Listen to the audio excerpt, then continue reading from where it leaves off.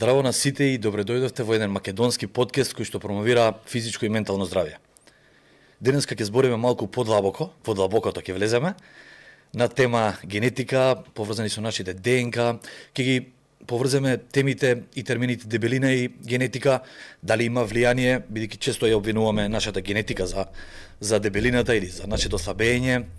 Ќе поврземе генетика и болести, колку е фактор генетиката за тие болести, со старење и уште ред други теми кои што верувам дека сите сакате да ги чуете и јас сакам да ги слушнам. Иако ја цел живот ми е љубов, го учам, го пратам, го следам, меѓутоа не сум доволно компетентен да зборам на мојот подкаст сам на тема генетика и болести. Меѓутоа има кој е компетентен. Тоа е господинот Владимир Трајковски, кој што можам да рецитирам 2 сати негови титули. Ќе кажам само дека е професор доктор по човечка генетика, физиологија и е основач и председател на Македонското здружение за аутизам. За останатите титули ќе дозволам и сам да си спомнем, бидејќи не можам ни да ги изговорам, што не ми се познати, а се за секоја чест. Добро вечер. Добро вечер до вас и до сите гледачи на вашиот подкаст, кој што е релативно нов. Се надевам дека ќе направиме една добра емисија. Многу на почетокот и не би се фалел јас.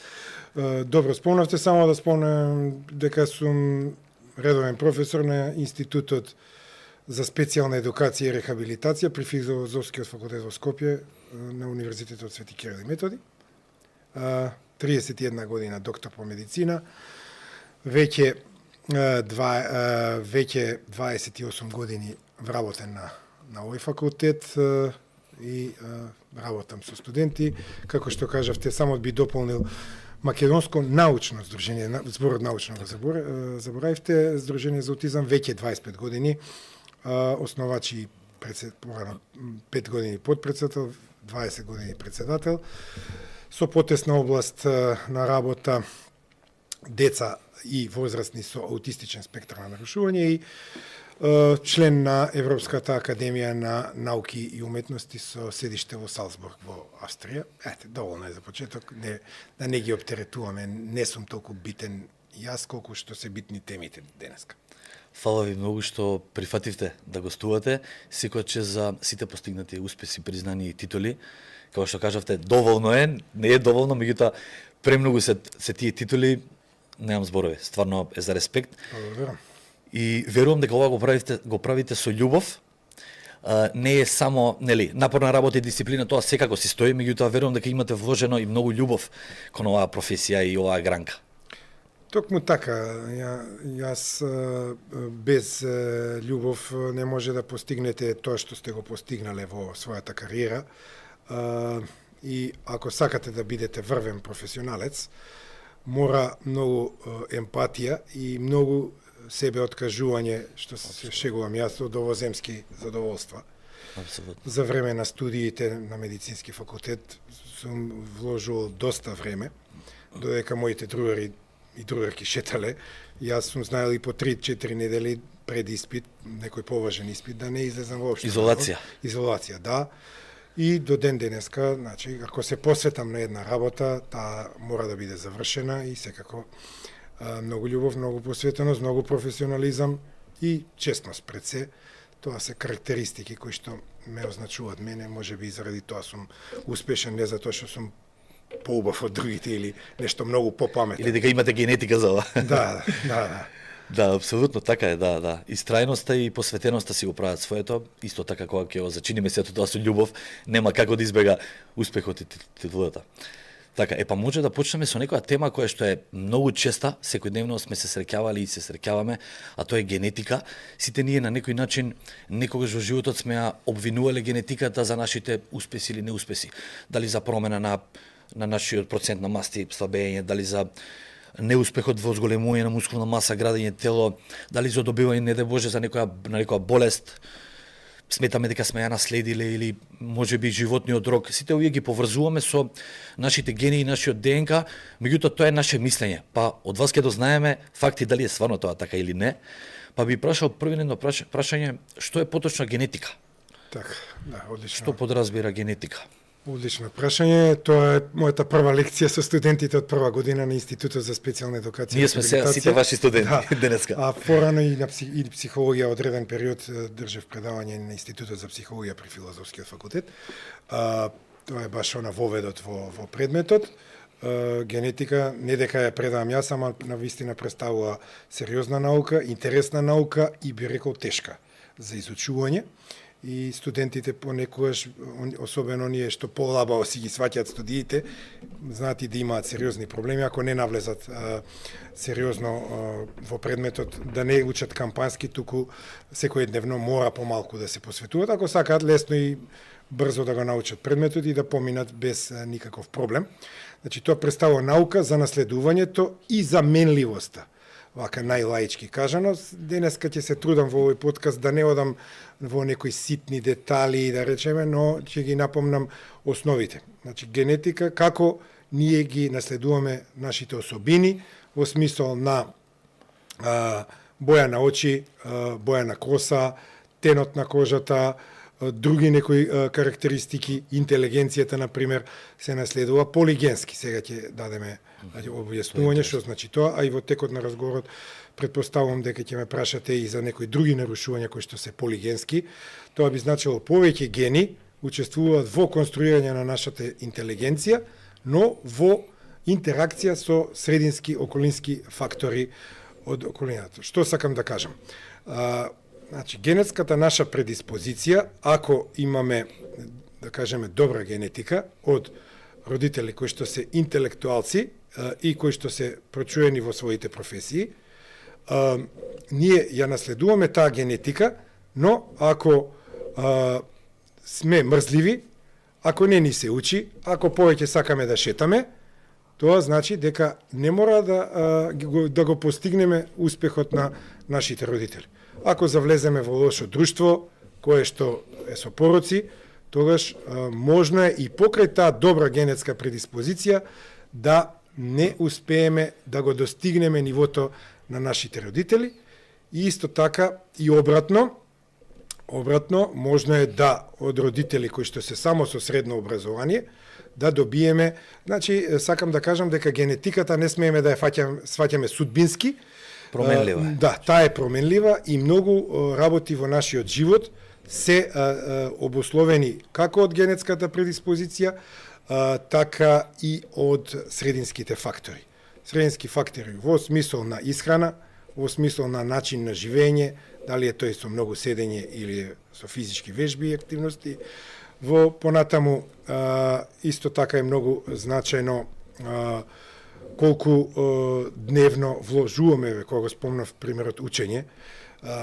Не можете вие да станете врвен, тоа баш и деновиве на мојот Facebook профил го постирав како да се стане врвен професор, како да се стане врвен доктор по медицина, нешто, да. Како да се стане врвна медицинска сестра. Значи не можете вие со 1 час дневно на среќа на среќа да постанете врвен во својата професија. Вие може да станете медицинска сестра, доктор по медицина, но ако не вложувате по 8 часа, по 10, ќе бидете само просечни. Сега зборуваме за врвност во експертизата.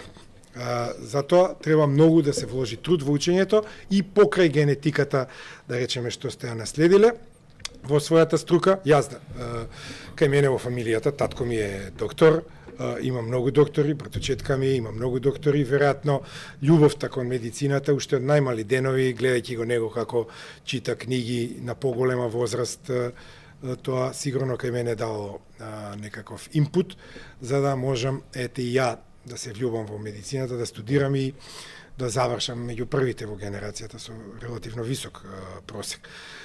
Значи, генетиката мораме да ја сватиме како наука за наследувањето. Во основата е нашата ДНК, секако, но ДНК не како молекула, дезоксирибонуклеинската киселина, не сме да ја сватиме како апсолутно стабилна молекула. Таа е стабилна, но знае да мутира под дејство на разни физички, хемиски, биолошки, мутагени агенси и тогаш настануваат проблемите. Инаку, во однос... Или подобрувањето. Подобрувањето, да. Во однос на различието помеѓу нас, вие и јас имаме 99,9% исти гени, се разликуваме само во 0,1%. Значи сите ние луѓето помеѓу нас и тие 0,1% се од огромно значење, затоа што кај некого може да дадат манична депресија, кај друг ќе дадат шизофренија, кај трет може да дадат диабетес мелитус како болест, шеќерна болест, кај четврт ќе го направат врвен спортист, кај петто лице... Колку е тенка границата помеѓу? Границата помеѓу нас сите... Тој 1% решава многу работи. 0,1%, да. 0,1%. Тој ќе се решава многу. Ги решава тие, да. Тука разликата во нашата ДНА е само 0,1. Тие генетски варијанти што ги велиме ние, што се занимаваме со генетика, се многу битни, или тие поединечни нуклеотидни полиморфизми, односно промени во редоследот на дезоксирибонуклеинската киселина, која што е составена од 4 азотни бази, аданин, гванин, тимин и цитозин, од шеќерот дезоксирибоза и секако тука е третиот елемент кој што учествува во градењето, тоа е фосфорната киселина.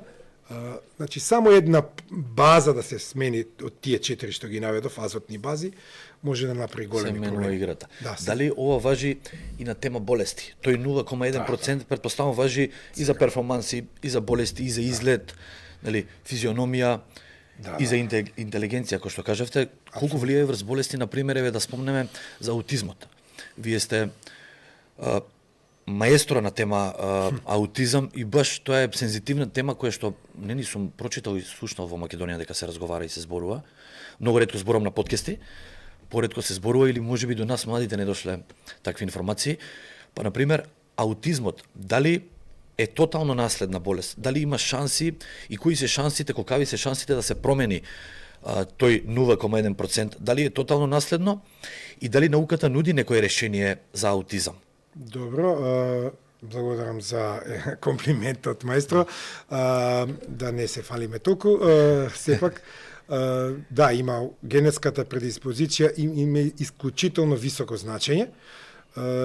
Правени се студии на близнаци, семено-фамилиарни студии, понатаму студии на усвоени деца и утврден е тој коефициент на наследност. Тоа е една, сега не би завалагал во формули, генетска формула, тоа е околу 90% што го прави аутистичниот спектар на нарушување како највисоко наследно нарушување од сите детски невроразвојни нарушувања. Се извинувам, преносливост 90%? Генетска, да. Можност за да, ако во семејството веќе се појави дека во следното дете има 50 пати повисок ризик отколку во општата популација. Значи, ако веќе имаат едно дете во семејството, ризикот е 50 пати повеќе дека и следното дете има. Да. И во САД, јас во литературата среќам и по 4 семејства со 4 деца со аутистичен спектар во Америка. Во Македонија најмногу што сум сретнал по 2 деца да имаат. А главно имаат по едно дете во Македонија, но има и по 2 деца кои што може да имаат аутистичен спектар на нарушување, што укажува на силна генетска предиспозиција, а останатите 10% се должат на средински фактори кои што се откочувачки механизам. Значи, генетиката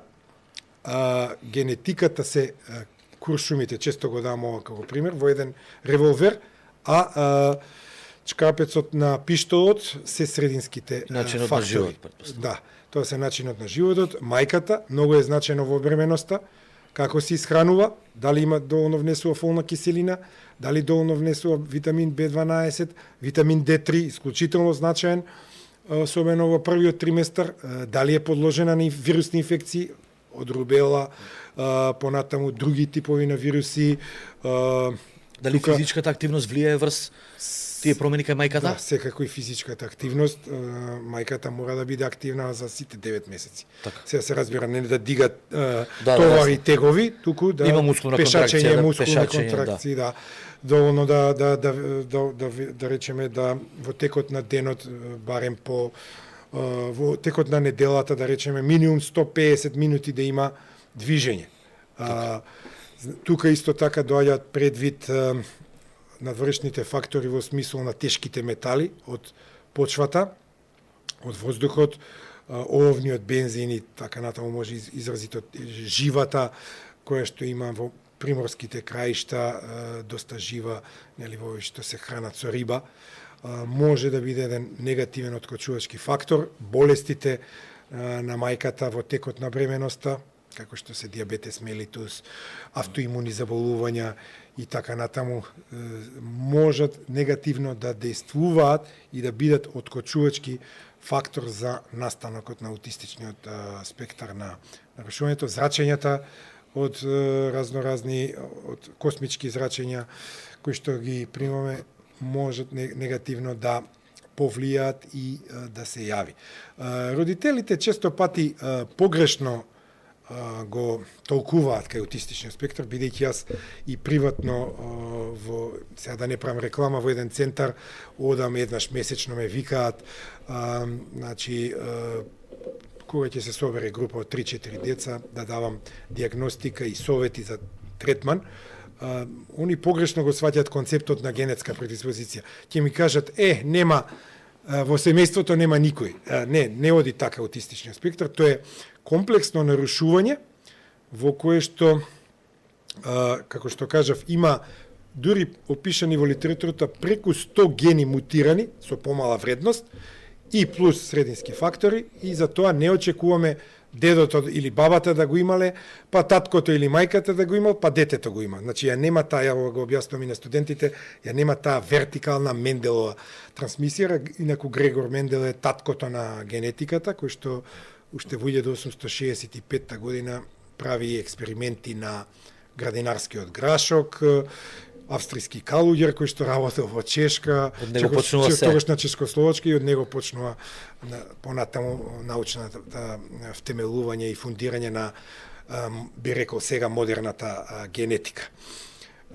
Не, значи немаме такво автосомна доминантна трансмисија како што има кај некои моногенски болести, например. Моногенски болести се кога еден ген е мутиран и ќе дадам пример, цистична фиброза, често се спомнува кај белата раса и во Македонија, има издруженија и понатаму, или српестата анемија, која што е автосомно рецесивно нарушување, кога еритроцитите се во форма на срп и тие лица кои што имаат нивниот хемоглобин не си ја завршува нормално својата функција и тогаш имаат анемија, значи намален хемоглобин, намалена способност за пренос на кислородот до сите клетки.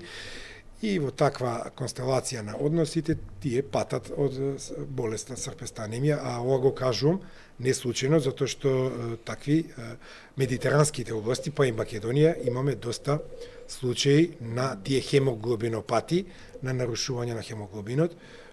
Нашето подрачје е познато по тоа.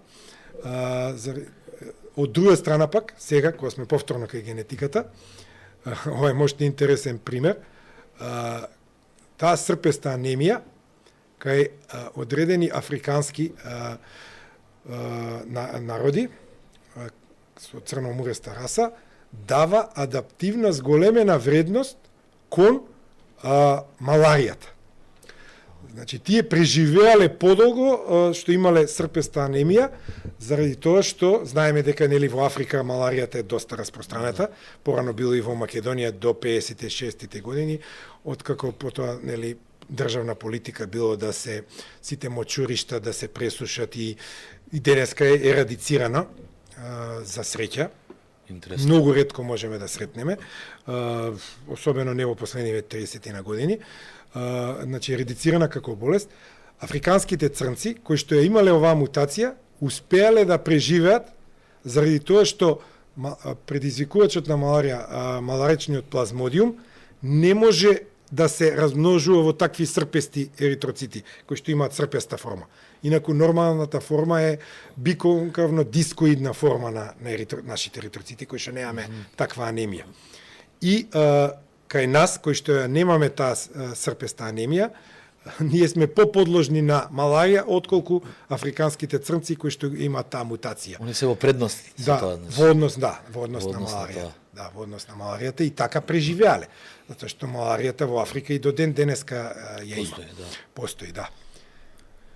Да, а Можеме ли едно кратко решение да дадеме за овој тип на анемија, како да го избегнеме или некој совет краток? Па во однос на тука пренатална диагноза постои, за разлика од аутистичниот спектар, каде што не можеме, освен ако не е секундарен аутистичен спектар, сега да направиме една дистинкција, примарен и секундарен. Примарен е кај 80 до 90%, кога не можеме никако да ја одредиме причината, иако знаеме, предпоставуваме дека е генетика, но не можеме точно да утврдиме, и кај 10 до 20% од случаите веќе има одредено познато генетско нарушување, како што кажав, некоја неврофиброматоза, например, тоа е моногенско нарушување. Понатаму туберозна склероза, исто тоа е моногенско нарушување, кај што точно се знае генетскиот дефект и како последица на него се јавил фенилкетонурија, исто моногенско нарушување. И таму секундарно се јавил. Тие 10 до 20% можеме да ги детектираме кај аутистичниот спектар, останатите не можеме пренатално. Кај ова српеста анемија, само пренатална диагностика, ако востановиме и да им кажеме на родителите, и после нивна е одлуката дали ќе го абортираат плодот. А ако веќе го родат, тука се разбира, тука следуваат мерки од страна на хематологијата, каде што се упатуваат на хематологија, се контролира редовно хемоглобинот и железото во крвта, бројот на еритроцити, и хематологот им дава континуирана терапија. Ако веќе се роди такво дете, нормално дека мора на хематолог да се упатува и исхраната мора да водат начин на исхрана. Предпоставам, да. Природно спанај, железо, се што има и така натаму. Да, и суплементација, наверно. Суплементација, да, доста со суплементација. Сега не би заладил, не сум хематолог, иако имам доста познавања, не би сакал да... Би прашал сега за и дали истиве фактори, бројки, проценти важат и за канцер, како најголема проблем, една од најголемите проблематики, нели, на ова поднебие, колку генетиката влијае врз канцерот. Често пати обвинуваме генетиката, можеби деломно и повеќе од пола случаеви што и јас ги имам и во моите семејство, фамилии, блиски познанства, баш така пониза добивале канцер. Да. Баба, дедо, особено или по машка линија или по женска, верувам дека има премногу надворешни влијание, храна, неактивност, стрес, неакумулиран стрес, загадување, па почнувајќи од нашите телефони, рутери, зрачење. Да. Сите тие нездрави средини што ги дишеме и конзумираме на дневна база и токсични информации, верувам дека се влијае. Меѓутоа, колку, дали има некој број, процент, коефициент, колку влијае генетиката врз канцерот? Колку е наследно? Кај карциномот не е толку висок како кај аутистичниот спектар, но сепак карциномот праѓа во комплексни полигенски нарушувања и процентот некаде беше 50-60% зависно од карцином вид до карцином, генетска предиспозиција, а секако тука многу повеќе срединските влијанија имаат огромно учество. Па би напоменал тука наследниот полипозен колоректален карцином на дебелото црево. Например, тука има огромно влијание генетиката. И тука се раѓаат семејства, ако родителот имал, тогаш детето, или тука би ги спомнал исто така, БРКА1 и БРКА2 гените, тоа се за предиспозиција на рак на дојката.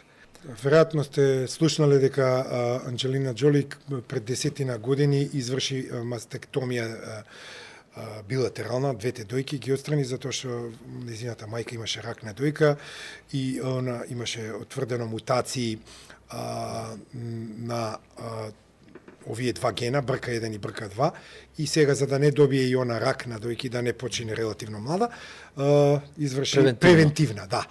Сега тука има етички дилеми доста, дали е тоа во медицината, дали е тоа оправдано или не. Тоа зависи од човек, секој сам си одлучува сам за себе. Според мене, не сакам да действувам директивно и наредбодателно, но во такви случаи, кога имате докажано мутација, треба да се оди често, дури на 6 месеци, ако не и порано, да се прегледаат дојките, нели, да со мамографија, со палпирање на дојки кај торакален хирург, да се види сега колку е тоа оправдано, не би сакал стварно да бидам во улога на судија. Јас на студентите, да речеме, кога им го ја предавам нешто во врска со ова, јас конкретно потегот на Анџелина Џоли не го оправдувам, но сепак го незиното право на долг живот и незината предострожност, тоа е незино право, така што тука може да нели да се утврди. Значи генетиката на карциномите и ние ја нарекуваме онкогенетика, постои многу, кај многу пример вирусите како фактори. Тука ќе го спомнам за женската популација. Human papilloma вирусот, нели сега веќе има и вакцинирање на младите девојчиња, малите девојчиња. Тука порано не се ни знаело, пред 30-40 години, јас кога студирав гинекологија, на пример, некаде слушав 92 година, никој не го поврзувал human papilloma вирусот со рак на грлото на матката. Ова е од поново време, да речеме, од 2000-те години почна веќе и вакцинирањето и така натаму. Значи таму е збориме на светско ниво. Да, на светско, па и на македонско ниво веќе се има вакцинации. Значи тоа е директно поврзан human papilloma вирусот со ракот на грлото на матката кај женската популација, па дури и сега се утврдува и на пенисот кај машката популација, ако го има, може да развие поретко, многу поретко, но отколку кај жените, но може да се развие значи карцином. Така што има доста примери како би го избегнале, на пример. Сега ќе се вратам повторно кај примерот за ракот на дебелото црево. Па тука исхраната е многу важна. Тие што имаат, јапонците обично јадат многу чадена храна. Треба апсолутно да се исфрли чадена храна. Чадено месо и така натаму, сувоместнати производи. Апсолутно да се исфрли за да се избегне. Така значи, што тоа поддржуваш на канцер на дебело црево. Да, тоа е докажано. Докажано сувоместното чадената храна, чадени риби. Тие се нели островска земја, јадат многу чадени риби, никако не сме да се јаде и може да си, иако ги, да речеме, има некаква мутација, но не мора да го развие карциномот. Освен ако не е тој наследен полипозен карцином, каде што обично оди по таа автосомно доминантна трансмисија генетски, значи тука може да оди веќе со висок ризик. Автосомно доминантните болести имаат 50% ризик. Значи ако е мајката или таткото заболен, во бременоста детето нивно 50% може да има болеста, 50% може да не. Зависи кој ген ќе го наследи. Голема е процентуалноста, значи. Да, тоа е висок. Дали доколку пример одредена личност нема никакви, да кажам, проценти и шанси, не носи никаков ДНК пакет за канцер, дали со многу пушење или наркотици или чадено месо, дали може да го активира? Најверојатно може. Теоретски, не мора да имам нели подлога генетска за канцер, дали можам од нула да го активирам па да му го пренесам на моето дете за жал? Теоретски епигенетиката тука има огромно влијание, да, епигенетика, да дефинираме и тоа за вашите ценети и гледачи. Тоа сега да прашам за епигенетика. Епигенетика е многу сериозна сега, значи колку е променлива таа генетика? Терминот над генетиката, тука промените не се во геномот, не се во ДНК, туку промените се во тоа во пакувањето на ДНК. Пакувањето на ДНК го прават протеини, хроматинот, хроматински нишки, одредени други протеини во моделирањето на ДНК молекулата, пошто таа не е гола, она двојно синџериста сте виделе веројатно, нели, по разни слики на интернет и така натаму, туку таа е спакувана со протеини. И тука во епигенетиката учествува во ремоделирањето во тие хистонски протеини и така натаму, сега да не одам во детали. Може многу да епигенетиката може да го наруши тоа пакување на молекулот на ДНК и таа еден начин на живење, би рекол, раскалашен така начин со многу алкохол, може или со многу пушење, никотинот и алкохолот. Ја познавам луѓе кои што немале во семејството толку карцином, а сепак заради пушењето добиле или карцином, го активирале некои од тие онкогени, кои што ги имаме сите. Сите имаме ние онкогени, но не добиваме сите карцином. активирале одредени онкогени за да се добие кај нив. Затоа, мислам, нема да ја откривам Америка ако кажам дека пушењето убива и дека алкохолот исто така убива. И алкохолот често пати, нели, најчесто дава на гастроинтестиналните органи, на црниот дроб, може да го даде тој хепатоцелуларен карцином на желудникот, но алкохолот знае да даде и на други органи рак. Така, ова се многу важни информации за сите нас, за сите гледачи. Верувам дека ова ќе го извлечеме во рил и ќе го пуштиме како порака, бидејќи е од животно значење, од здравствено и од животно.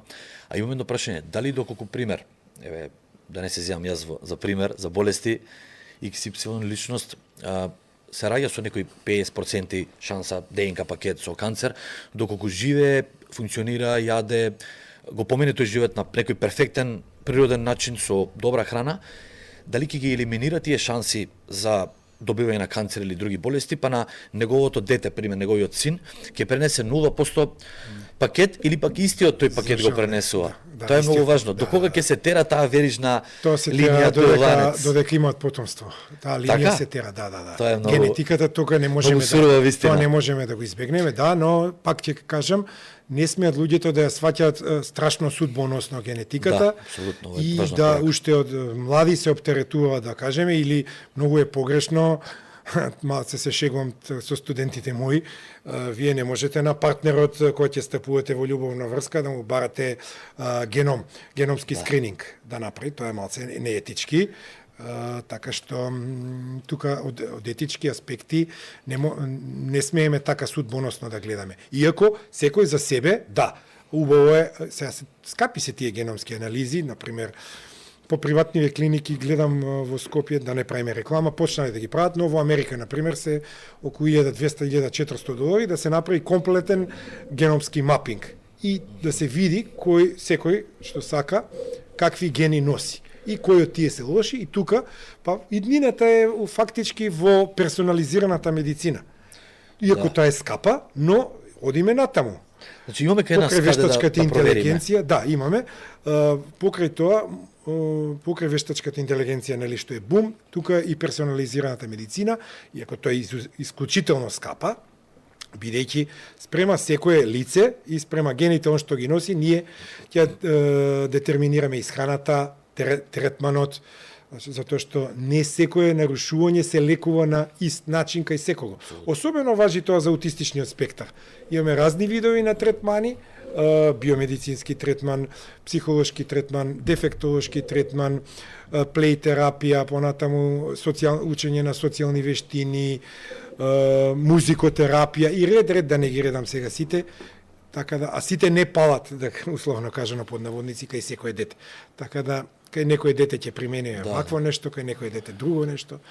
Има многу, гледам сега хите, како што кажавте, многу спортисти, тенисери, борци, фудбалери, кошаркари се хранат со исхрана на база на генетика. Како што кажавте, користат суплементи, храна и тип на тренинзи во однос на таа генетска слика што ќе испитаат во тие лаборатории. Тие се доста напредни слики и доста скапи. Баш ги следев, доста добри тенисери велат дека подобриле перформанси и кикбоксери, светски атлети подобриле перформанси со промена на исхраната и одредена суплементација која што претходно им сметала, не знаеле дека име генетски не им се поклопува со претходната суплементација, при промената доживеале плюс 10-20% буст на нивните перформанси, подобрување, што значи дека верувам дека тоа е еднината, како што кажавте. Да. А она што спомнавме претходно дека таа сурова вистина дека тој ланец ќе се продолжи кај мојот внук и кај правнукот, тоа да најверојатно кажува дека истата таа канцерозна состојба пренослива датира од мојот прадедо. Дека таа е константна линија која што не се менува за жал. Да. Не можеме ништо да направиме околу тоа. Тоа е жално. Тоа е фактички, тоа е генетиката. Да, али многу добро кажавте. Тоа е наследувањето. Тоа е низата. Али добро кажавте дека не треба да сме секвенцата, да. Да, не смееме да сме песимисти и строги кон себе дека ете ние сме со потенцијален канцер, па сега да живееме во страв. Ние можеби тој пакет никош да не го активираме и отклучиме. Ако имаме среќа или добра средина, околина, храна и менаџирање на стрес. Па пред да се навратам за генетика и спорт, ја би кажал само уште еден пример како можеме да избегнеме таа условно кажано лоша генетика.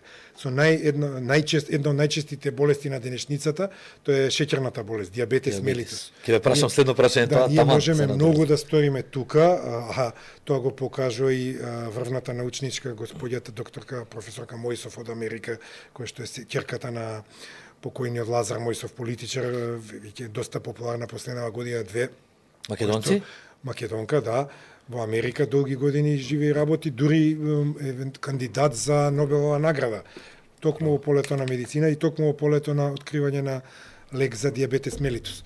Значи, генетиката, вие може да имате дедо со шеќерна болест, може да имате мајка со шеќерна болест, но вие со начинот и вие ги носите тие гени сигурно, но ако избегнувате благо, сахароза, шеќер, чоколади ако избегнувате, сладоледи многу сега во лето, стрес, да се избегнува апсолутно стрес, вие никош може да не добиете диабетес мелитус. И покрај тоа што ги носите тие гени од вашите предци.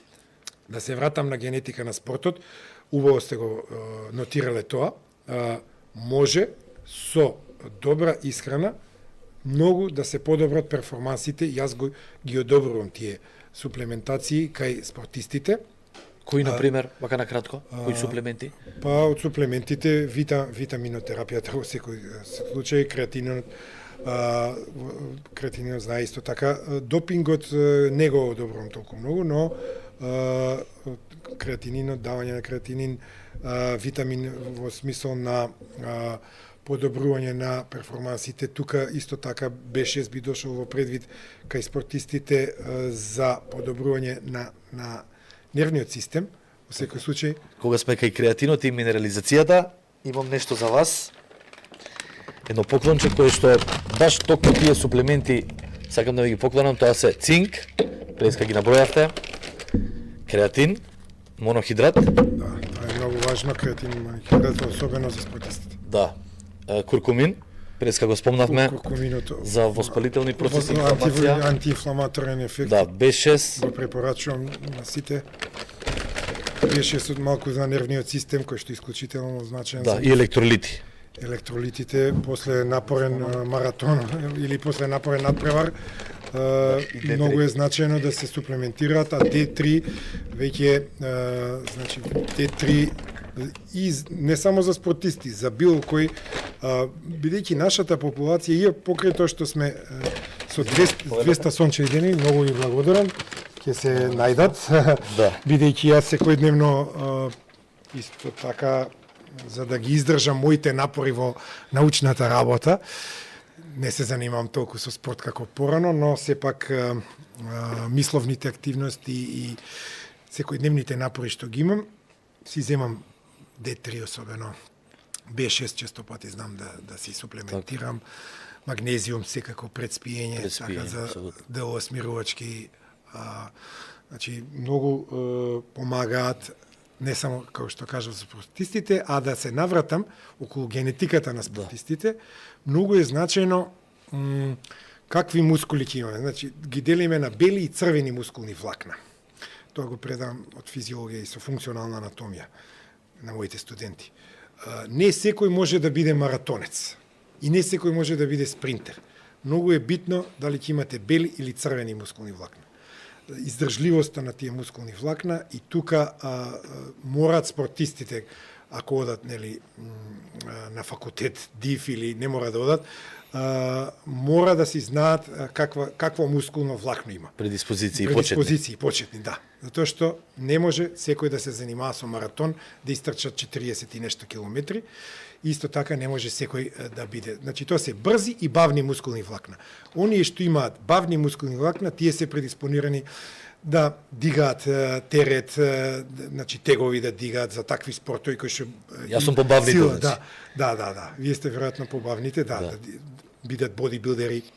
А овие што ги имаат тие брзи мускулни влакна, тие се предодредени за спринтерски спортови, фудбал кај што треба да истрча добар старт и така натаму и така натаму.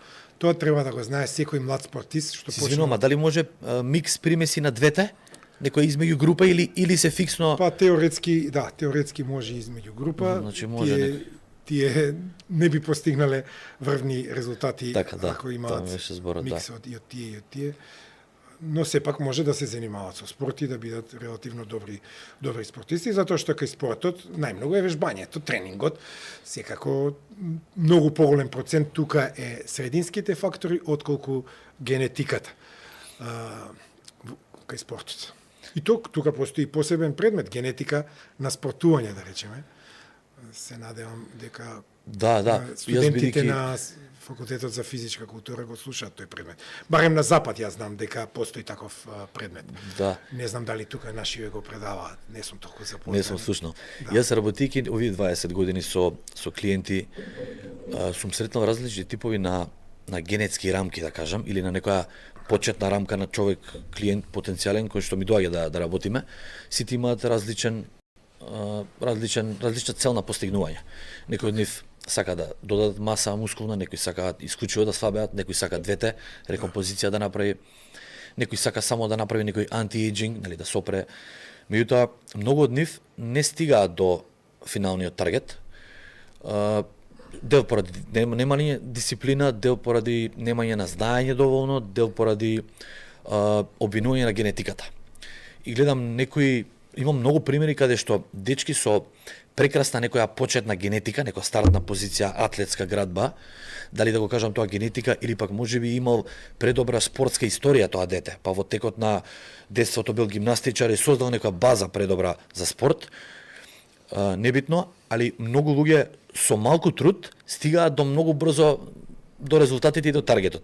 На некој му треба со онаа лоша генетика, што викаме, му треба многу голем труд, многу посветеност, многу поголема дисциплина од овој претходниот пример, и му треба многу напор и посветеност и прецизност и едукација, и пак не ја достига таа точка на достигнување.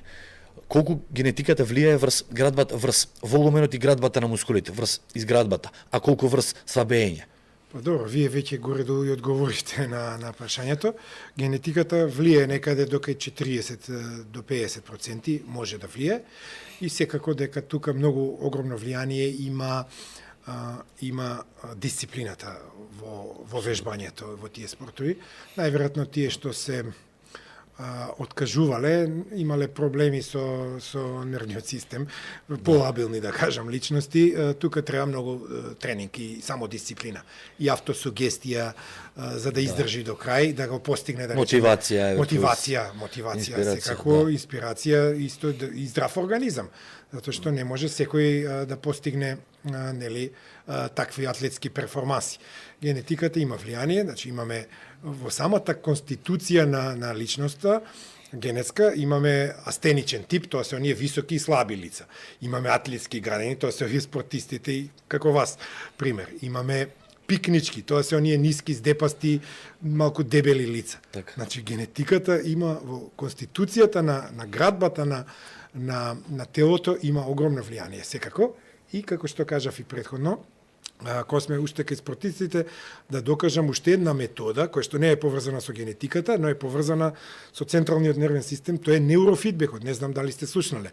Неурофидбек методата, која што и кај аутизмот ја користиме, тоа, значи, спортисти во Македонија се користи, во приватниве центри ја има доста, неурофидбекот. Малку е скап, затоа што, например, 20 третмани околу 300 евра чинат, и одат и здрави лица, спортисти, за да ги подобрат перформансите. Се ставаат електроди на главата и се гледа во компјутер, одредени разни програми постојат, и спортистот ги подобрува перформансите, затоа што неурофидбекот ја подобрува фокусот на внимание и концентрацијата.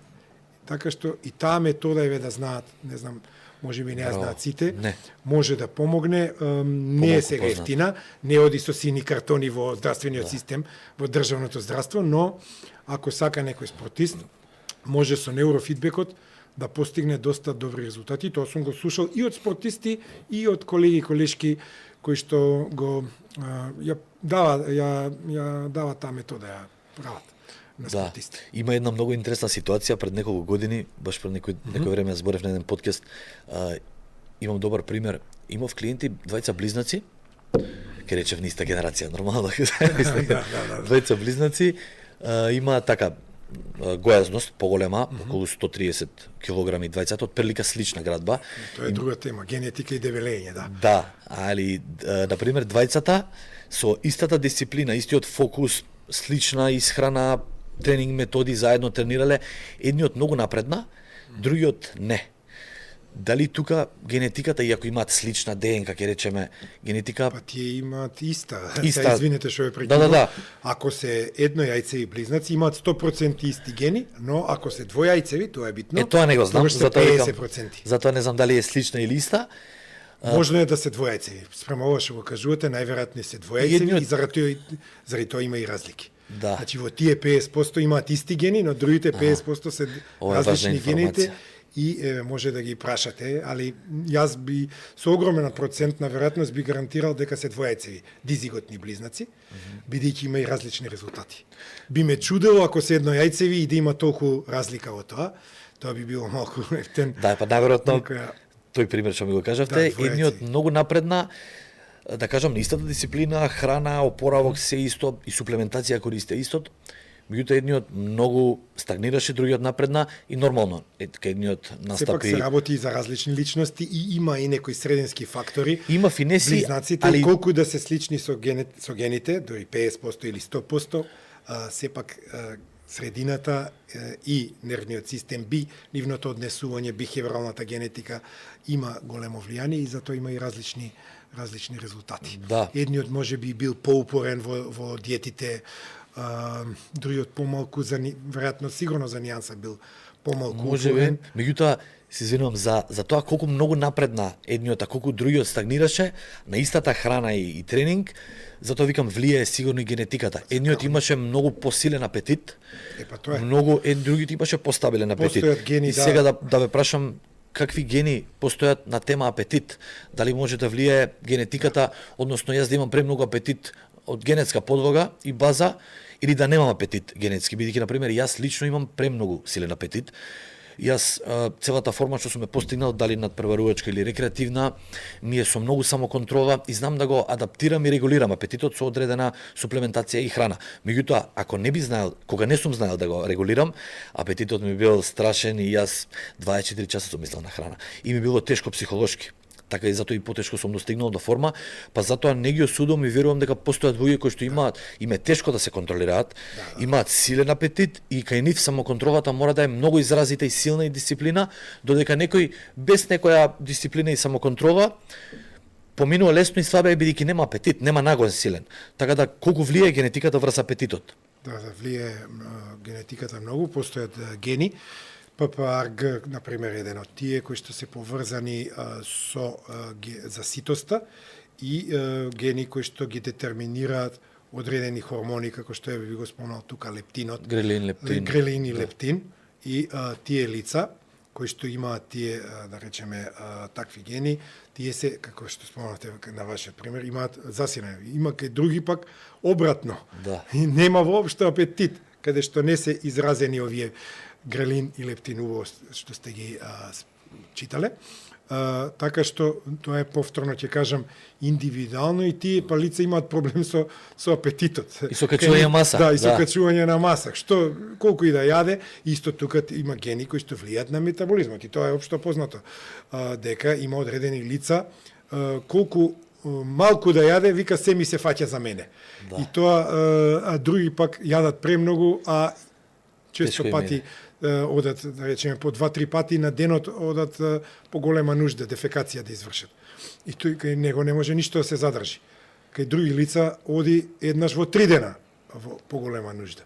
Така да кај него се фаќа. И тука исто така се зависи од таа така наречена под наводици женска и машка дебелење. Кај мажите, кај жените нели повеќе масното ткиво се нафаќа во колковите, и тоа е добро заради да можат да бидат плодни, да кажеме, за да можат да се породат.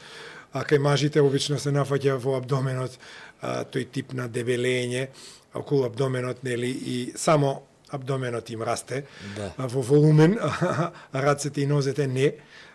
Така што генетиката има огромно влијание тука, некаде веќе би рекол 60 до 70% од зависно од студија до студија во однос на генетиката и дебелењето, но повторно ќе кажам со избегнување кај овие со побавен метаболизам што се овие лица, тука мора да избегнуваат шекери, храна која што е обоена, рафинирана храна со многу бои, висококалорична, масти, исто така триглицериди, масти, не смеат да јадат чварки, на пример, или такви висококалорични други меса збогатени, нели, со многу калории, затоа што кај нив буквално се, особено ако не сакат да бидат 100 килаши и над 100 килаши. Да. А како што спомнавте пред 2 минути на тема плодност, спомнавте плодноста, колку тука се процентите? Колку влијае она плодност или стерилност, префрлени гени од примерот татко кон син, дали и тоа е целосно генетски или пак и тоа е променливо според надвршни фактори стил на живот? Тука зависно од болести, да, тука може да биде има азоспермија, една болест се вика, таа се наследува по Y хромозомот и таа е 100%. Ако таткото има азоспермија е намален број на сперматозиди во спермата и тоа води, значи тоа ќе води до стерилитет и инфертилитет. И сега Тотален или делумно? Некојаш може да биде делумен и тоа е добро. Кај таквите теоретски може да има потомство, но ако е целосен, тогаш тој нема шанси да има потомство. И тука многу е тешко во овие болници за плодност, нели? Тогаш се оди со сурогат, нели? Друг. Да, мора третмани, многу трудо. Да, третмани, трудови, но тоа е друга тема тука се. Да. Ако добро тоа е беше да машки спомнеме дали е тотално црна таа тема или има чаре, што викаме. Некаде има чаре, се зависи од природата на нарушувањето. Ако се работи за мутација во Y хромозомот, каде што тој Y хромозом создава многу малку сперматозоиди, тука тешко дека ќе има можност тој маж да има на потомство. Значи тоа спаѓа во тие Y наследни заболувања, до сега се откриени некаде околу 60 такви Y кои што се наследуваат од директно од татко на син, значи по вертикала. Така да, фиксно. Фиксно, да. Иако има и ред многу други причини за машка неплодност, тестостеронот и така натаму, гени кои што се одговорни за создавање на тестостерон, таму може повеќе да се со лекови, со машки хормони, со други третмани да се направи, но тоа веќе влегува во доменот на ендокринологијата. Да. Ако сме кај долговечност и старење, како можеме и дали можеме да го спречиме тој процес на старење, со што и колку влијае тука генетиката? Тоа е, мислам дека сите не опфаќа тоа прашање и тој одговор на сите не интересира.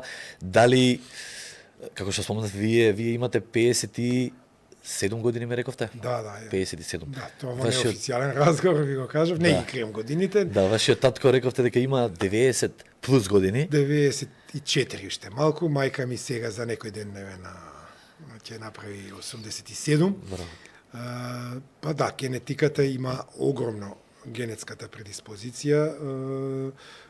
Тоа се особено, на пример, постоje генетика на 100 годишници се нарекува тоа, во Америка студии се прават и се открива дека тие што доживеале 100 години има огромна веројатност да и нивното потомство доживее околу 100 години. Се разбира, тука ако не им се деси некој да ги убие, ако не им се деси сообраќајка или не дај Боже да се самоубијат или некоја тешка инфективно заболување, тука веќе не можеме да влијаеме, нели?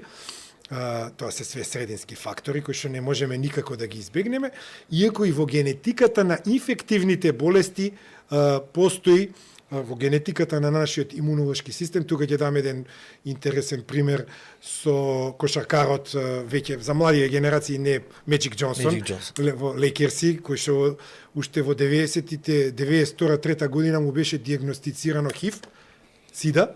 Он има СИДА, но живее 33 години. Значи, он во неговата генетика, знаеме дека Рок Хадсон, исто познат глумец, кој што почина набрзо глумец, набрзо, или Фреди Меркюри, од СИДА. набрзо по детектирањето на ХИВ вирусот, тие, значи, нивниот имунолошки систем бил многу послаб и починале. А кај Меджик Џонсон, он има таква генетика на неговиот имунолошки систем, каде што, а сега се оди, нели, со методологии, каде што сидата ќе биде излечиво заболување, значи се оди до таму да се зајакне имунолошкиот систем, каде што се доведува некаде, сега малце да не бидам погрешно сватен, но ќе се доведе сидата на ниво на некој потежок грип. Значи, јас читам сега истражувања, веќе има такви почетни индици.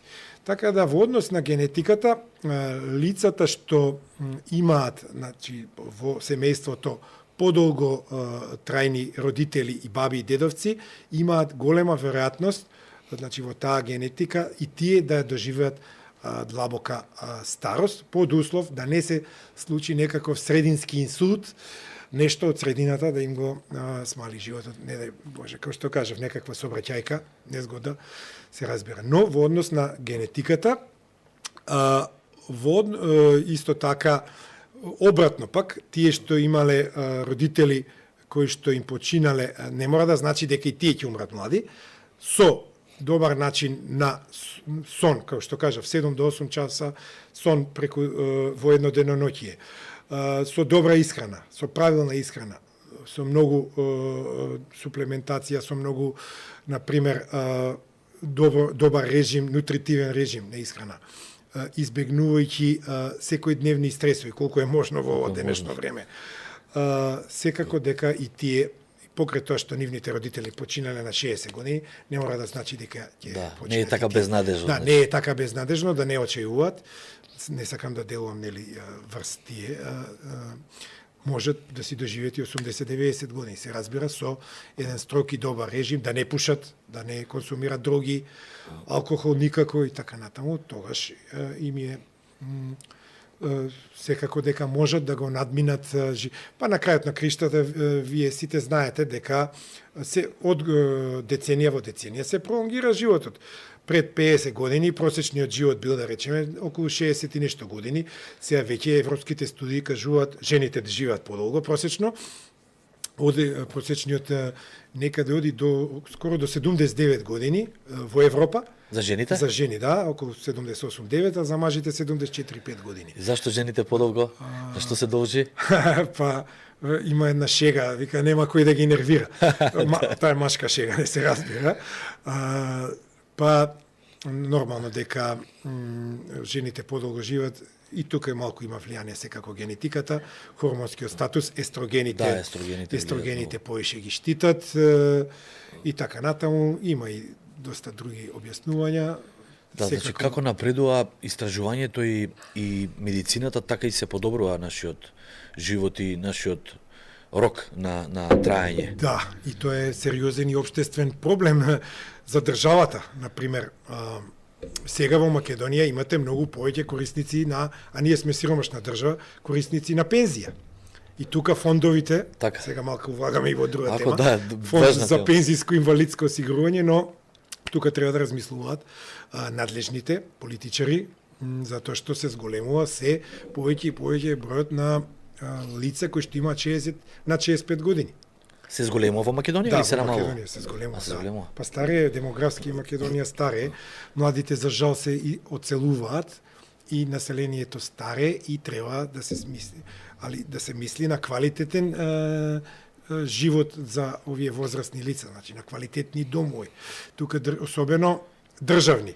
Знаеме ние дека имаме добри приватни геронтолошки домови, но во државните малце хигиената, исхраната и така натаму, тука ние, а не може секој да си дозволи да плати, сега слушнав дека и одело и до 50.000 месечно за еден возрастен човек, 40 до 50.000. Да. Многу важни теми откривме и дознавме, како што сватив, не е се така црно или само бело на тема генетика, болести, дебелина, старење, апетит. Има и 50 нијанси сиво. 50 нијанси сиво, да, многу нијанси се и од многу фактори, значи зависи нашиот изглед, нашиот стил на живот, нашата рамка физичка, психолошка интелигенција. Сега пропас слушнав дека интелигенцијата е деломно или целосно наследна. Да, тука можем да дебатираме уште, ако сакате. Тоа е многу интересна тема, не ми текнало на таа тема. Да, дали тоа е полигенско својство. дали некој научник може, најверојатно и синот негов да има потенцијал за многу интелигенција и наука, можеби. Секако, да, така. Има доста примери каде во светот каде што нивните деца постигнувале исто така врвни резултати. Сега дали ќе има желба за тоа дете, Да, тоа е друга дали тема, ќе има али желба, потенцијалот значи е дали- тука. Дали ќе има желба, да, за учење, за упорност, за Да. Ја мислам дека одговоривме многу прашања, меѓутоа имаме уште многу. Можеби ќе направиме и втора и трета епизода. Здравје. Од вас очекувам да ни пишете во коментар што ви интересира, што ве допре највеќе, дали се препознавте во нешто, што ви интересира, и да ни дадете критика или пофалба за оваа епизода. И секако лайк, шер и сабскрајб, обавезно. Јас ќе ве поздравам и уште еднаш ќе ви се заблагодарам за убавите муавети, за фактите, за целото ваше години труд и дисциплина и вложеност спакувани вака во презентација од 60 минути. Благодарам и се надам дека ќе се видиме во некоја наредна прилика. Да, ја да ви се заблагодарам за поканата меѓу првите гости во вашиот подкаст. Да ви посакам многу здравје и успех во емисијава, да имате доста голема гледаност и доколку имате потреба, понатаму може да ме поканите на некоја друга тема од областа што ја работам. Да, секако. Фала уште еднашка. Поздрав до сите, се гледаме ние. Чао.